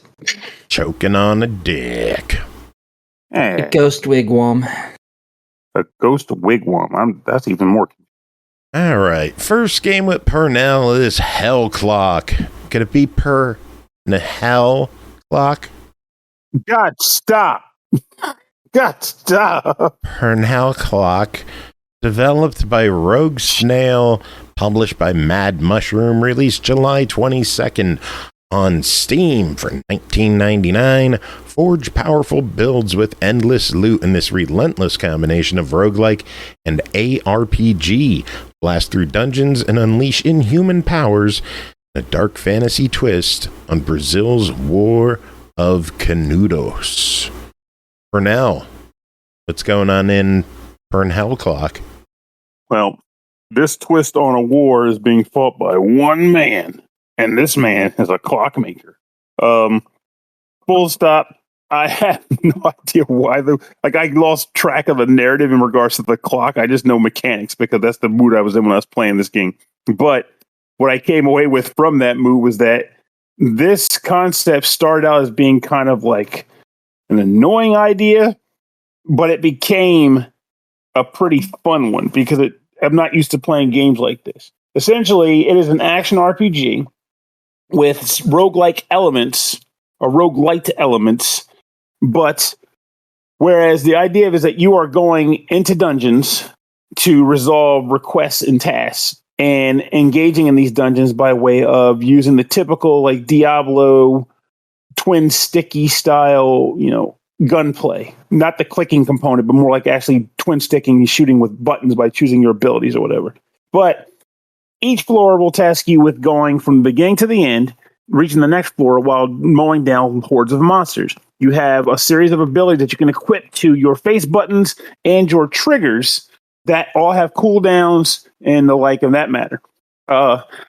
When you're going through, monsters will occasionally drop potions, which you can use to heal your character up, again, like Diablo style. You might destroy pots and jars to get money, or destroy treasure chests to get money, or open treasure chests rather to get money. And occasionally you'll come across a statue or a set of statues where you can spend money to get a temporary buff. And as you level up, you'll also obtain additional buffs. There's more to the game, which I'll talk about in a second, but this is the point where I would like to say that despite the fact that all that sounds pretty conventional and typical for this style of game, the thing that sets Hellclock apart is the fact that you're being timed the entire time you're doing this. Because when you enter the dungeon, a clock will start. That clock doesn't always have the same amount of time on it because you can make the moves that will increase your clock time or whatever, your available amount of time. But for the most part, this clock will start running. You have until the clock runs out to do as much in the dungeon as you possibly can. Get as far into the dungeon as you can, or accomplish whatever goal you have personally set. Or if the game gave you a mission, you have that much time to accomplish that mission. Once the clock runs up, whether you're alive or not, the game will kick you out of the dungeon, and you will have some narrative beats on the surface, and you can go down there again. Now, as you're exploring, like I mentioned before, in addition to some other benefits I mentioned, when you leave the dungeon, all the things I described earlier kind of disappear. Like, they're only good during your time in the dungeon. However, every once in a while, you'll come across like various trinkets or items that can be taken out of the dungeon with you, so long as you make it out with the dungeon, with the items intact. Once you do that, they can be typically, there's a place you can equip them at on the hub space to set yourself up with a series of different combos or abilities. And the cool thing about this, in my personal opinion, is that they come in the form of polyomino pieces, and you have to slot them onto a polyomino grid to, basically get them in there as best you can. So you might come across a series of abilities that are really good, but they also take up way too many blocks. So you might want to hold off on using those in favor of some smaller abilities, or abilities where the shape is just perfect enough to fit in, what you really need. I am a huge sucker for that kind of thing. So when a game offers me polyomino build customization, hence why I like things like backpack battles, sign me up. I have a question. Okay. What's a polyomino? Okay. So yeah, that. So Tetris piece. Tetris is a tetramino, is a 4-piece. Polyomino implies it could be any number of blocks. It could be 2 blocks of size. It could be 3 blocks of size, or whatever. Tetris is always 4. So that's tetramino. So whenever you hear polyomino, just think sets of blocks in various shapes that can be slotted or something. Okay, interesting. All right, I've seen games like that. Okay, now I understand what we're talking about. Continue. Sure. In addition to setting up your, polyomino ability blocks, there is also the ability to spend soul gems, which are another currency you can acquire in the depths, to unlock additional attacks, which can then be swapped in and out of your attack bar at the bottom of the screen. And you can also spend currency to purchase, I guess, general ability buffs, like guns that will just increase your damage output, or armor items, or critical hit increasement. Basically, armor bits that you don't really equip per se, so much as when you buy them, they are immediately attributed to your character, and then boom, you got the goods. So the funny thing about this game is that it's not particularly complicated. And that's a good thing. It's fine. It's all about getting that action in. But the joy comes from, again, getting the best build possible to make the best runs possible. They give you a lot of different customization options regarding this. So if you come across a particular attack that you like, you can set yourself up to have various relics in the polyomino grid that will bolster that attack type or attack itself specifically. And then when you're going into the dungeon and leveling up and getting the temporary buffs that are only good for that run, you might then double down and go, hey, this ability will increase the critical output of that attack, which I'm also focusing primarily on. So I'm going to use that. So the game allows you to do a lot of fun customizations for runs to get the most out of the abilities that you enjoy the most. And for those who are listening to me talk about the clock and go, well, I don't like when games, time me to do things. I will say I get it. And even though this game does give you the ability to turn that off, I would advise against it. The game is very much built around the idea of you knowing you will leave the dungeon and come back multiple times. Even bosses that when you fight them on your first attempt, and even if you win, they feel like damage sponges, you'll eventually come back to that same boss on a future run down to the dungeon and make short work of them because you just became that much stronger from doing what you've been doing. So it's just pleasant. And the clock also feels nice because I think the dungeon design isn't particularly involved or intricate. It's the typical, corridor here, corridor there, dead end that leads nowhere, or a chest or whatever. But with the clock in play, you now have yourself in a position where you're like, is it even worth going down there? Versus just going the most direct path possible and hopes of just getting further down, because it almost forces you to realize that lots of the exploration is kind of a waste of time. Your goal is to get down and dirty, not waste time checking every nook and cranny. So I think it did a great job of that. And I say that as a guy who does generally play games meticulously. I'm the guy that humps all the walls and bookshelves and survival horror games. So, yeah, I would say that they did a great job of using the clock to kind of motivate you to press onward instead of dilly-dallying. So, all right, then Wall Humper, is it worth $20? Oh, but beyond a shadow of a doubt, this gets I feel like I offer this award a lot. This gets the Pernell Award for I did not expect this game to be good, but then holy shit, it really did surprise me. It turned out great. The Pernell Vaughan I like when that happens. Wall Hump of the Week. Well, I wish you give me enough survival horror games. It could be the Wall Hump of the Week. All right, next up, Drill Core. That's a porny sounding name. Developed by Hungry Couch Games, published by tinyBuild. Released July 7th. Make a joke about that. It sounds like a porn game. Hungry Couch, like, well, I know who would like that particular porno. And tinyBuild. All right, we got to save the After Dark. That's coming. Okay. Phrasing. Damn it. It's on the way. Corporate greed meets strategic planet mining in Drill Core. Drill to the heart of planets while managing workers, researching cutting-edge tech, and fortifying against alien attacks. Will you prioritize efficiency and risk your workers' safety? Focus on defense for survival. I think I forgot to mention it released July 17th on Steam. It's $20. So Pernell, $20. Give me your verdict. Oh, well, okay, buy it. Okay. I don't have to talk about it. Just buy the game. Buy the game. Now let's talk about. We're Tarantinoing this one. Tell us, what is Drill Core? Okay, so there's a lot of feet in this game. I can tell you that much. So, okay, all right. That joke's been burned out. What is the actual game? Well, for those who are in the know, an easy, quick description is this Dome Keeper, but made more into like a management sim of sorts. For those who don't know what any of that means, or for those who know what it means but want a little bit more detail on the concept, time to get down to business. So, you are a planet mining company.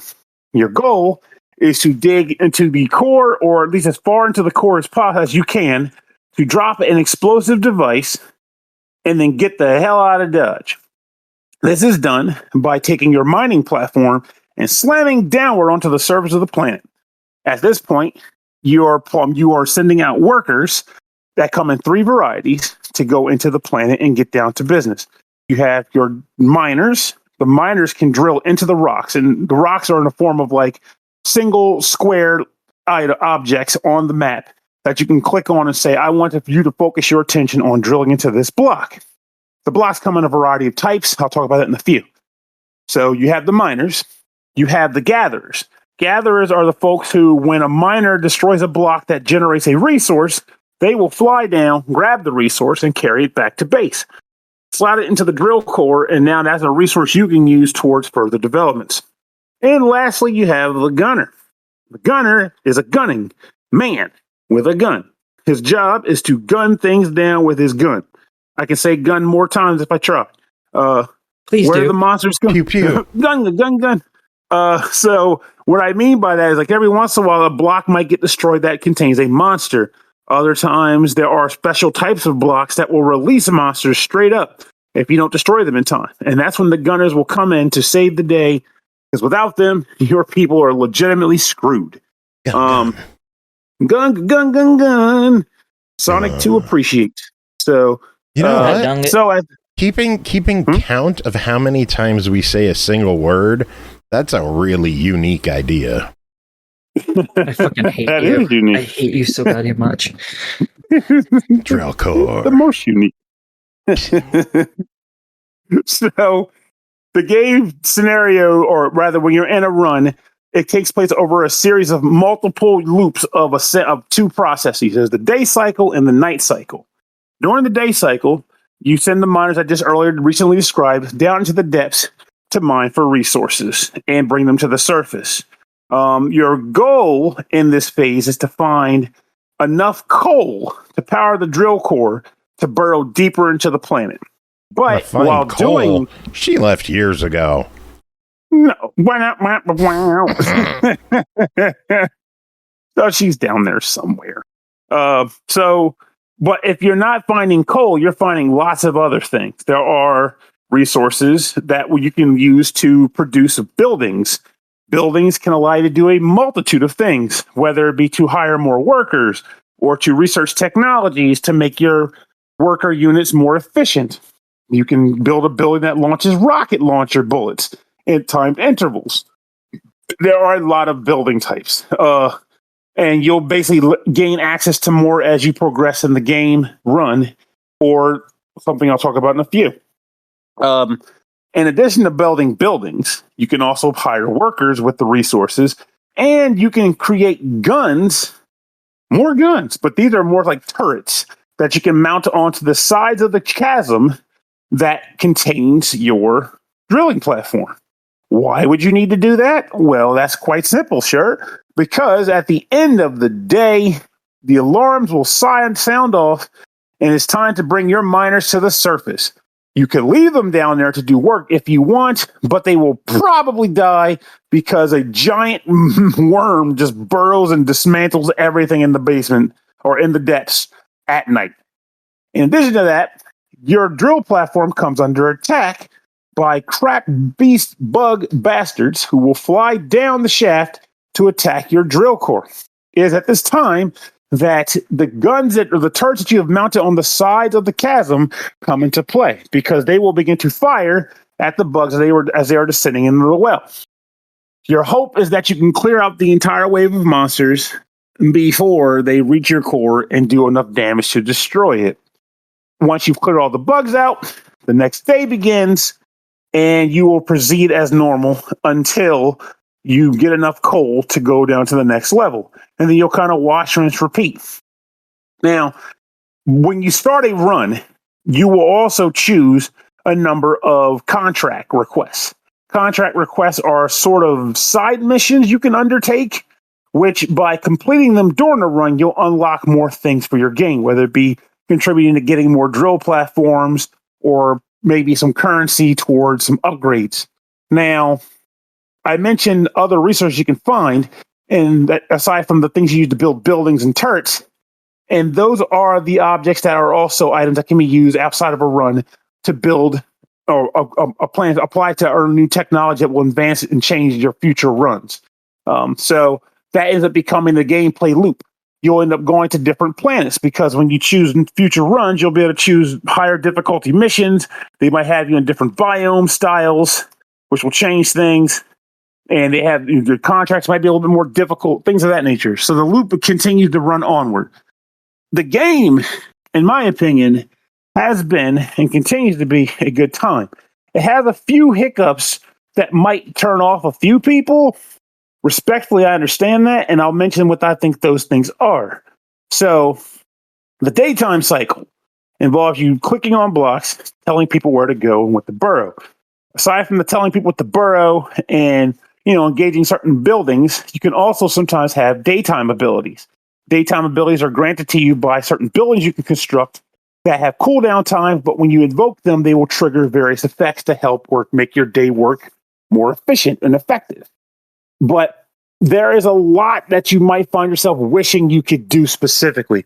You might tell yourself that you wish you could directly carve out the path your miners takes. For example, you might come across a block that has a volcanic eruption spewing out one side of it. And you might be telling yourself, I better destroy that block before it blows into my miner faces and kill them. But all you can do is click on the block and hope they drill element from the right side. And most of the time that will happen. I'm not even going to say that it doesn't.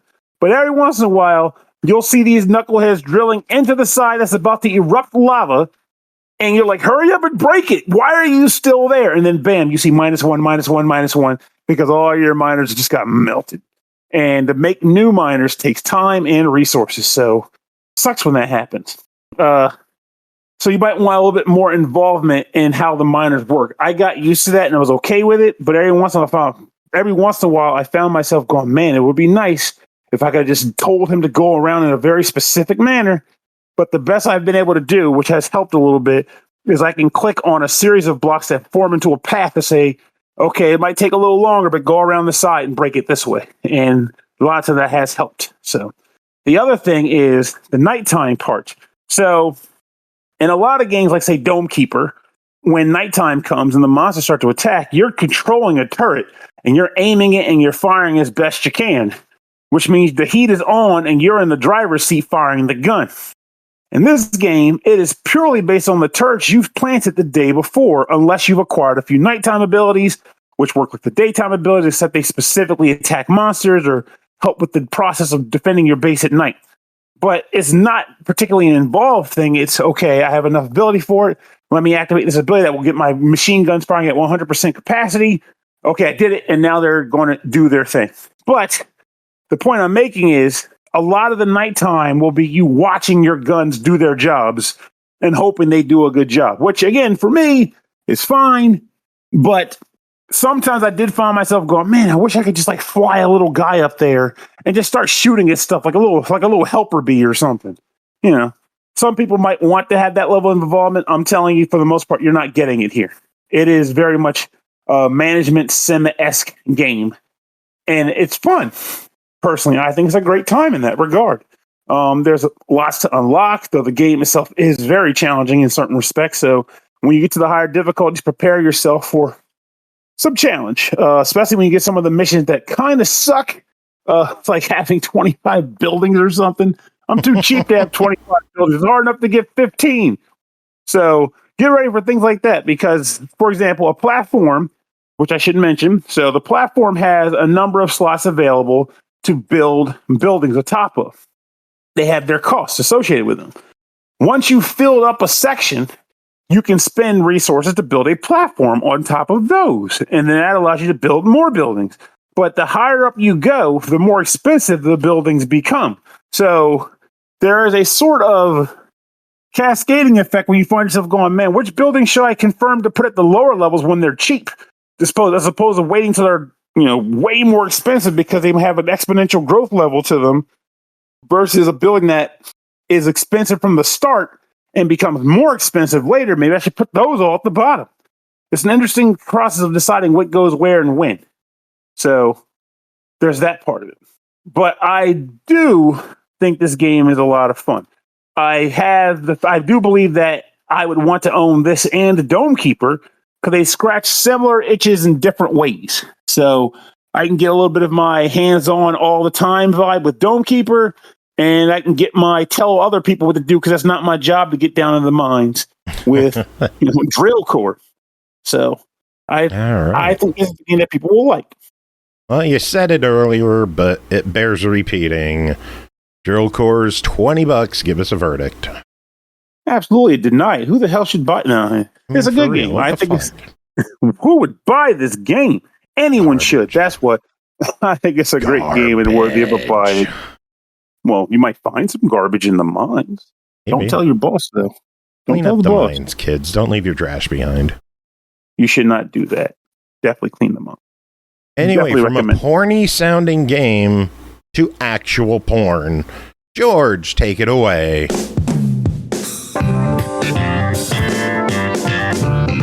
SML After Dark. That's right. We got Cloud Meadow to talk about. Developed by Team Nimbus, published by TinyHat Studios. Oh. Released March 2020 on Steam Early Access for $19.99, but the Darkwood update just launched June 26th. So they've been working on this one for a long ass time now. Equal parts farming sim and turn-based RPG, Cloud Meadow lets you romance monster folk, cook tasty dishes, and explore uncharted lands. Aki, tell us about your time with Cloud Meadow. Real quick before you start, though, Aki, one thing you might laugh at is that I actually own this game. I bought it back when it came out, and as you can probably guess, I never played it. So I am very interested in what you have to say. It is very. It doesn't show on your owned list, or at least it doesn't show that you own it on the Steam page. Oh, it doesn't intentionally, but no, I do have it. Yeah, see, I don't so feel Pernell, shame. tell us about Cloud Meadow. Well, I know it was available for purchase, and I purchased it, but then actually haven't sat down to play it yet. So all I know is it involves farmers and animals. You are semi-correct. A little bit more than that. Whole lot of fucking. Yeah. Okay, so in this, you're playing as a first-class cadet of... I don't remember the name of this group. Basically, it's like all humanity has gathered together, and this is their authoritarian control. And you're the first class cadet, and apparently you're not good enough to be a soldier, so instead they're shipping you off to the far reaches of the universe to live on the frontier and be a farmer for this group of people. Because apparently you suck ass in best way, worst way? I don't know. One way. So you get there and you're super excited because apparently all your hopes and dreams were always, I want to be a farmer. That's why I joined the military. Hoorah! Yay. Yeah. So you're sent to this frontier world, and you're told, hey, they have this old rundown farm. We're giving it to you. Help the people out. Don't be a useless piece of shit. Go do your work. And you're started off with a few monster people in your group. A cat girl, a cowgirl, a wolf man, and I don't remember what the last one was. It was another guy, so hence I don't remember what it was. And basically... you go around in town, you first get introduced to everybody, or you skip the tutorial, whichever, and you get some items and so on and so forth, and you go to the farm, you get to set it up by digging some holes. You start off with not very many places to actually dig the holes, because there's a bunch of shit everywhere that needs to be cleaned up later on through quests and the like. The farm also gets to expand later on through more quests and the like, which is very nice. And you get to plant different crops that you can buy seeds for. Each one has a different amount of days that it takes to grow. You have to be watering it every day or it dies. You have to pull it out of the ground in the right amount of time or it dies. And there's also different essences that you can add to it. They're set for different seasons, and you get essences by milking your monster people. Yeah. I don't actually know what it does, but that somehow... Yeah, it somehow turns it into fertilizer. So, I don't know. I don't know how it works. I don't want to know how it works. What? What? What the fuck was that? And whilst you're doing this, you can also have the monster people mate with each other, because these are basically sentient creatures. These aren't like, animals. These aren't animals. These are people.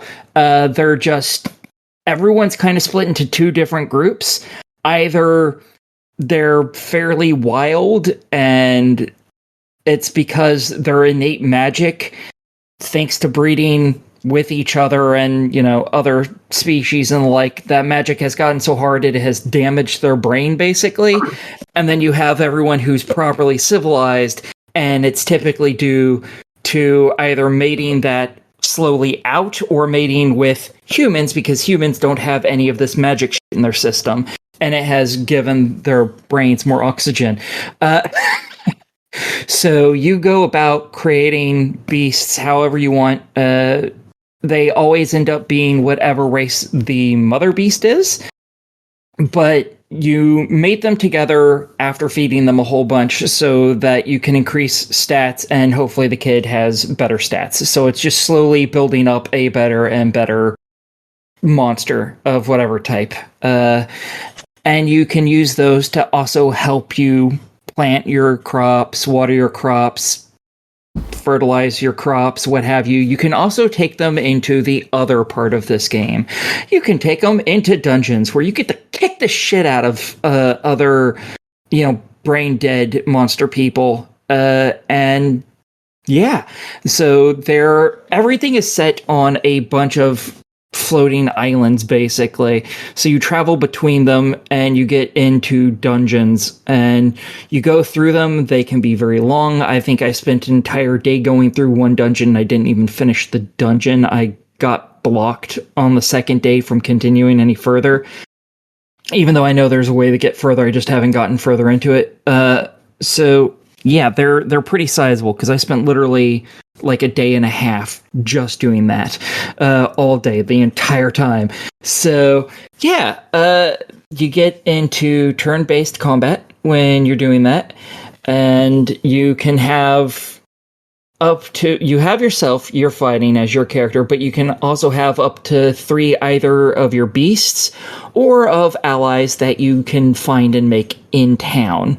There's numerous people in town that you can ask. Like, there's a giant ogre lady who's also a farmer that you can be like, hey, why don't you come help me, because you're a big buff muscle mommy that I totally want to have sex with.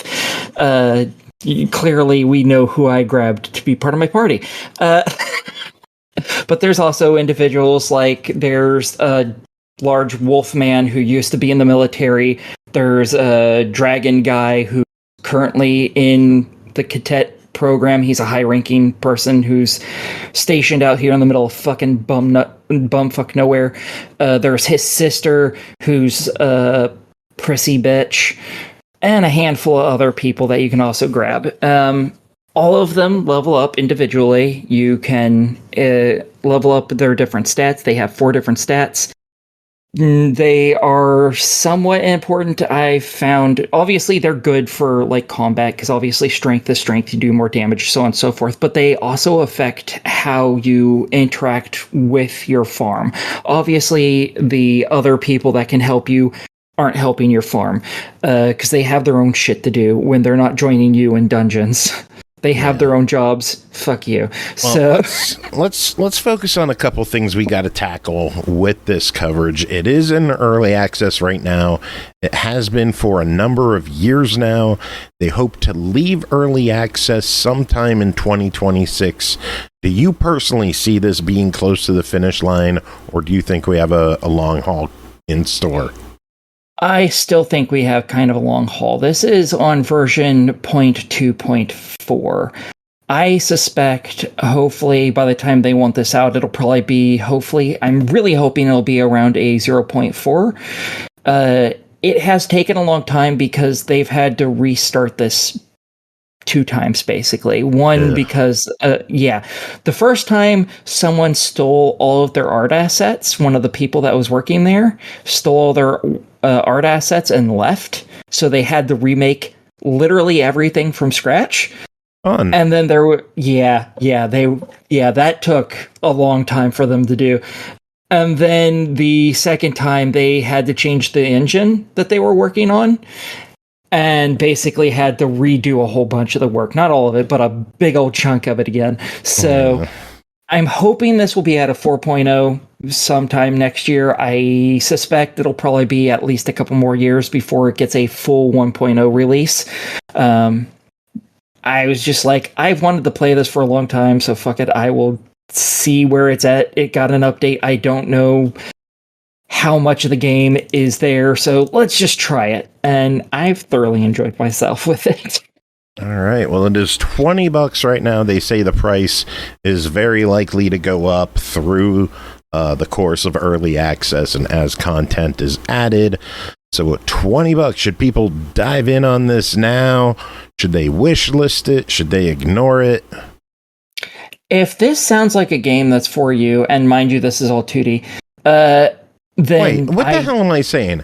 This is a porn game. Just the tip or full thrust? Full thrust this bitch. Go buy it. I think it's great. If this sounds like a game you'd like, just get it. At this price, it's really good. You have a ton of hours you can put into it already as is. So I think it's totally worth that. And by the time it's done, you're going to have a ton of shit, and it still will only have cost you $20. Hell yes. I'm going to title the episode Full Thrust, and no one will get it. They will if they listen to it. Until the very last minute of the show. And that's how you make a joke. Oh, man. There it is. That's the title of the episode. They said it. I'm happy with the artwork I made for the episode. I did that yesterday with everyone riding the bikes. I think that's pretty good. Little tandem bikes? No, just we covered the game Wheel World at the beginning of the show. While Andy was here, or Acolyte was here, Bri was here, Chris was here. Jacob's watching in the background like a little bitch. But yeah, that's the dumb artwork I made for this episode, which is at its very end. Music for this episode, I'm going to play the track Joe Cam Stole My Bike from my good friend Ailsean off the Bound Together EarthBound remix project that you can still get at joecam.net. It is still up, still free. You could still download it and enjoy it. Stealing bikes. And you should, because the music's good.